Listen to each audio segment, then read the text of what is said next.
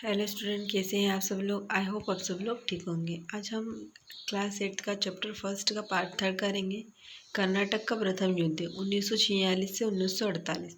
कर्नाटक मुगल साम्राज्य का एक सूबा रह चुका था, मगर जब अब स्वतंत्र हो चुका था। कर्नाटक राजधानी अकार्ट थी, जो मद्रास और पांडिचेरी के बीच स्थित थी। यूरोपीय देश ऑस्ट्रेलिया में उत्तराधिकार के प्रश्न को लेकर फ्रांस और ब्रिटेन के बीच 1744 ईस्वी में यूरोप में युद्ध प्रारंभ हो गया, जिसका प्रभाव भारत पर भी पड़ा। ब्रिटेन और फ्रांस की कंपनियों के बीच भारत में भी तनातनी प्रारंभ हो गई। फ्रांसीसी गवर्नर डुप्ले ने कर्नाटक के नवाब अनवरुद्दीन को लालच देकर अपनी तरफ मिला लिया। फ्रांसीसी सेना ने मद्रास स्थित ब्रिटिश किले पर अधिकार कर लिया। कर्नाटक के नवाब ने डुप्ले से किले की मांग की, किंतु डुप्ले ने किला कर्नाटक को सौंपने से इनकार कर दिया। फलतः दोनों सेनाओं के मध्य युद्ध हुआ, जिसमें कर्नाटक को पराजय का सामना करना पड़ा। और 1748 ईस्वी में यूरोप में फ्रांस और ब्रिटेन के बीच समझौता हो गया। परिणाम स्वरूप भारत में भी दोनों के बीच शांति संधि हो गई। मद्रास का किला अंग्रेज कंपनी को वापस कर दिया गया। यद्यपि दोनों के बीच शांति हो गई थी, मगर इस युद्ध ने कुछ बातों को जन्म दिया। कर्नाटक की हार से यूरोपीय युद्ध प्रणाली की श्रेष्ठता सिद्ध हो गई।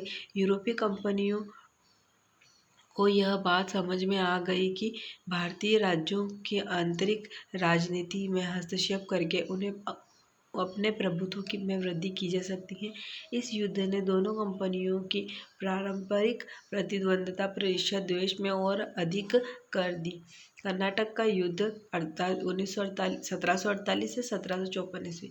ब्रिटिश ईस्ट इंडिया कंपनी एवं फ्रांसीसी कंपनी के बीच हैदराबाद एवं कर्नाटक के उत्तराधिकार को लेकर 1748-1754 ईस्वी में युद्ध हुआ था। फ्रांसीसी कंपनी ने हैदराबाद में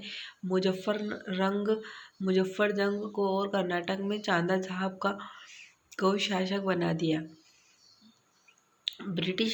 जबकि ब्रिटिश कंपनी कर्नाटक में मोहम्मद अली को और हैदराबाद में नासिर जंग को समर्थन दे रही थी। फलतः युद्ध प्रारंभ हो गया। नासिर जंग युद्ध में पराजित हुआ और मारा गया। मुजफ्फरजंग ने युद्ध में सहायता देने के लिए फ्रांसीसी कंपनी को 50,000 पाउंड एवं 10,000 वार्षिक की एक जागीर दी।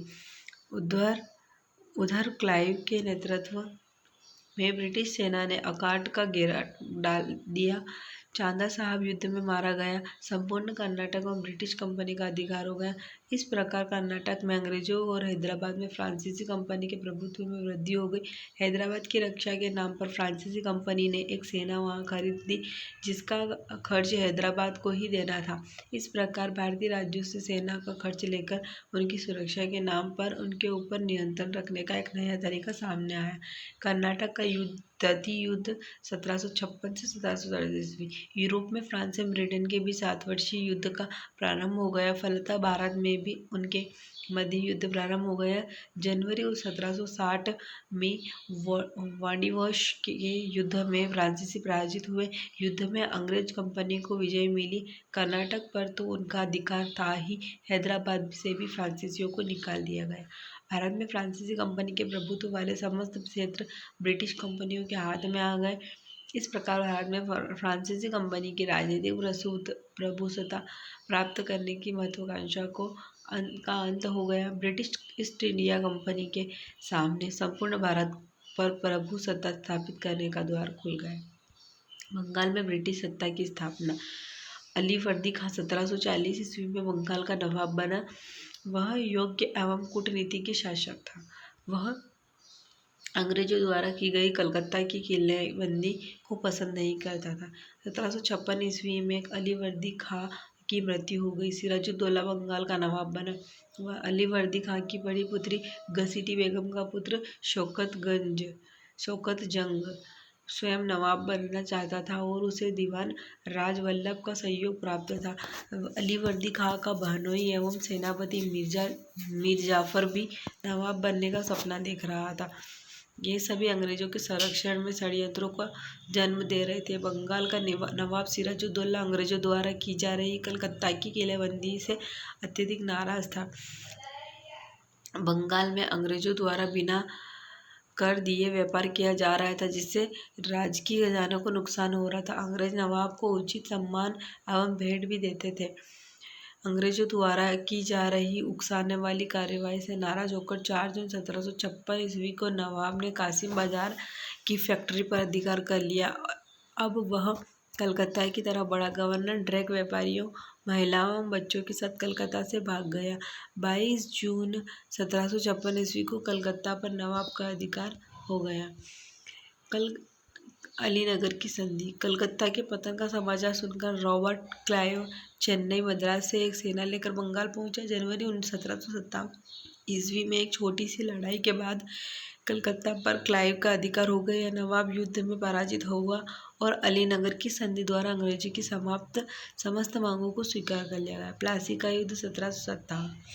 अलीनगर की संधि के द्वारा अंग्रेजों को बंगाल में अनेक सुविधाएं मिल गई थी, तथापि वे समस्त बंगाल पर अधिकार करना चाहते थे। इसके लिए उन्होंने तैयारियां प्रारंभ कर दी।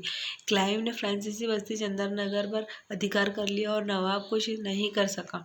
नवाब के दुश्मनों को क्लाइव ने अपनी सुरक्षा में ले लिया।